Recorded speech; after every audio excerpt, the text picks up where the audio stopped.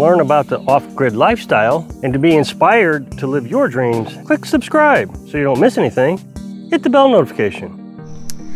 So yesterday I told you we went grocery shopping. I showed you some of the prices around the stores, the Save-A-Lot store. So it's like a discount store actually, kind of like an Aldi's, maybe a little higher than Aldi's, but regardless, it's kind of a discount store.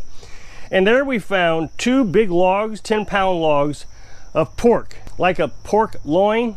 I just called it a pork log.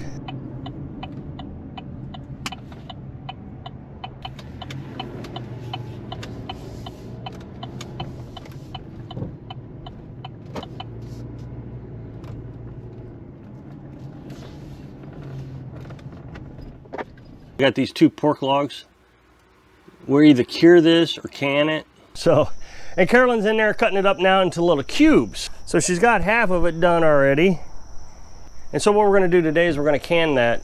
Now we're gonna do it a little differently than what I've shown you in the past. In the past I showed you hot packing. And what hot packing is means you cook the meat and then you can it in the jar. And the reason we hot packed it, and it takes a lot more time because really you're cooking it twice. The reason you hot packed the chicken was I wanted to get it off the bone. And it's easier to get it off the bone when it's cooked. So we cooked it and then we got the bone broth. So we were able to can the broth also. Canning chicken is a long day. Canning the pork isn't going to be as bad because we're doing what's called a cold pack or a raw pack. What will happen here is it will only get cooked in the pressure canner itself. So while you're canning, it's cooking. We did that with the bacon. You may remember me canning the bacon. It was raw. We put it in the jar, canned it, and then we take it out and it's cooked. So I've got my jars washed. They're sitting in a hot tub of water right now just to keep them sanitized. Got my lids. We'll sanitize the lids. Got the rings. So all I'm going to do now is I'm going to start packing, loosely packing the pork into the jars. Okay, so I'm just going to start filling the jars. And I know a lot of people who can bore you with the canning all 10 jars. I won't do that. I'm going to show you filling 1 jar. And you want to loosely pack it right up to the collar where it says 1 inch. Otherwise the grease that will come out of this will boil over. You may not get a seal. So you loosely pack it. Now we're not going to put any water in this because the grease and the fluids inside the meat are going to fill the jar with liquid. All right, so now I got a washcloth with vinegar on it, just vinegar. Apple cider in this case, but I don't think it matters. That's all we have though. And I'm going to clean off the rim of the jar here. And you got to be so careful making sure the rim here is absolutely clean. Otherwise, when you put your lid on it, it won't seal because there'll be something in the way causing it not to seal. Okay, so I've put my lids in some water over a flame and I'm going to let that just simmer. You get to a little bit of a simmer, not quite a boil, but a simmer. That way first of all, you sterilize the lids. Secondly, the seals themselves become a little bit softer and seal better against the jar. Okay, so now the lids have been simmered in hot water and you put the lid on the jar like that. Now this is a little knife. This thing you can use for 2 different things. If you've got water in here, you're supposed to get the air bubbles out. So you would go inside it and get the air bubbles out. Then it has this magnet on the back of it that you can get your lids out of the hot water. Okay, once you get your lid on, then you put your ring on and you just put it on finger tight.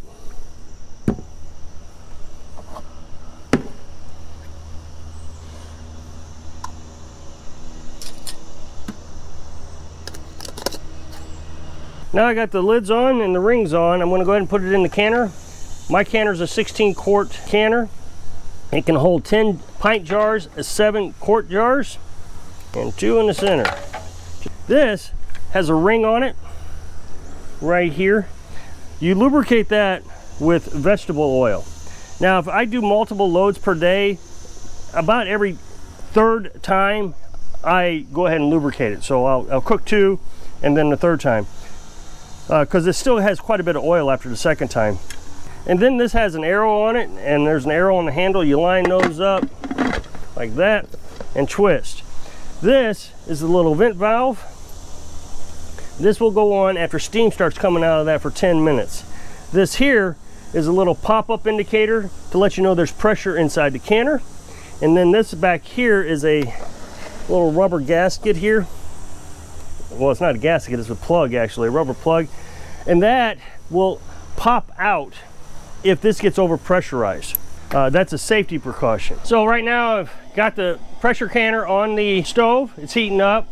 As soon as steam starts coming out of it, I'll time it for 10 minutes and then I'll put the weight on. I got to put 15 pounds of weight on this, and the jiggler, I'll put that on. I'll show you all that. Normally you'll put 10 pounds of weight on it, but I'm above 1,000 feet, so I got to put 15 pounds.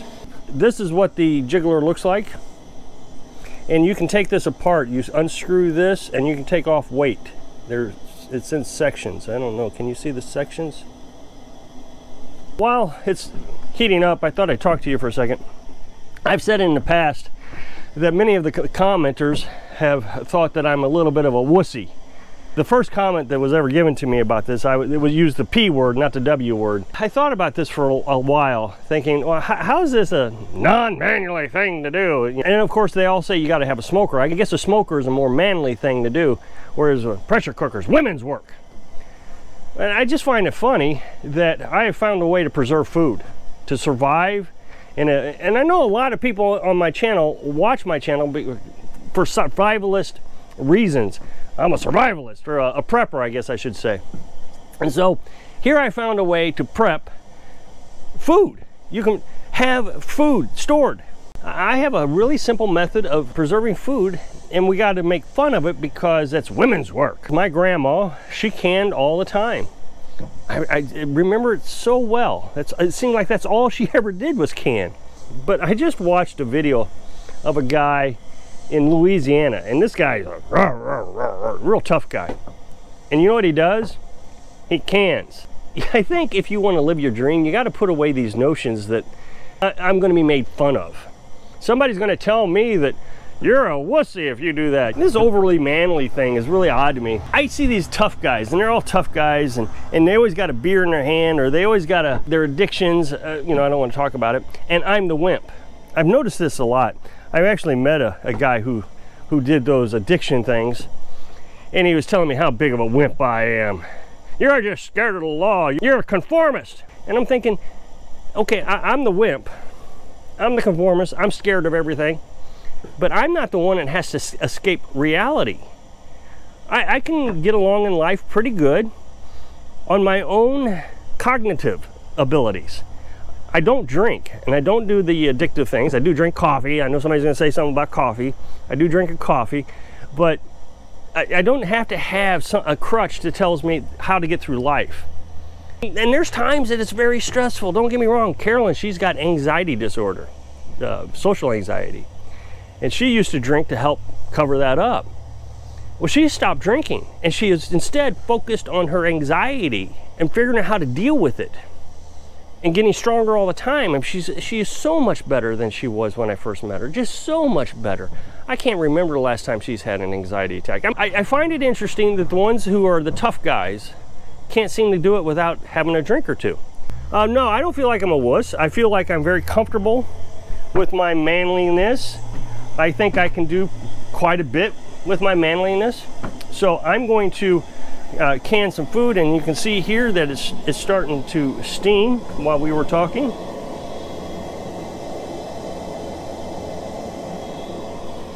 So now I'm going to set the timer for 10 minutes, and then I'll put the weight on it.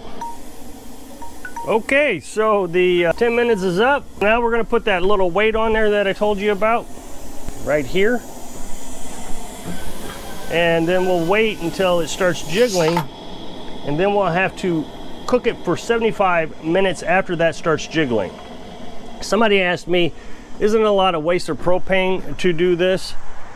Not really. It's $15 to fill a propane tank. Propane tank lasts us probably a month and a half.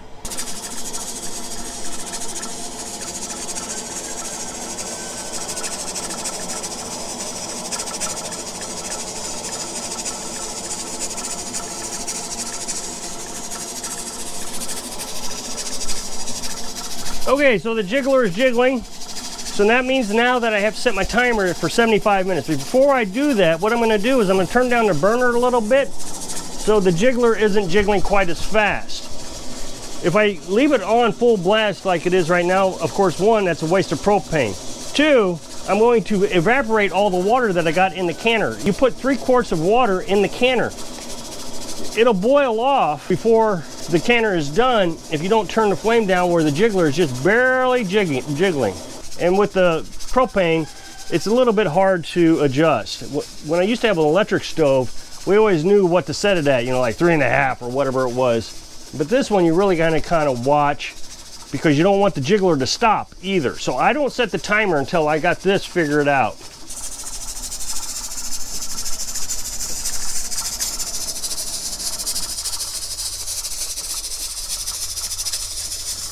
75 minutes have passed. The magic of YouTube that quickly. So now I've turned off the flame. This will start to depressurize right here, and this will stop jiggling. And then eventually this tab right here will fall down. When that tab falls down, that means there's no more pressure in the canner, and then I can safely remove the jiggler and I can take the lid off.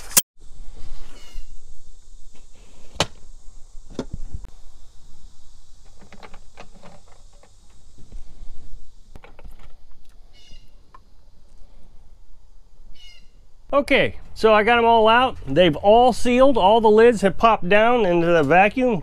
You know, that clicky sound. Another 10 days worth of food. I hope I can inspire you to feel comfortable in your own skin so you can live your dream. Thanks for watching.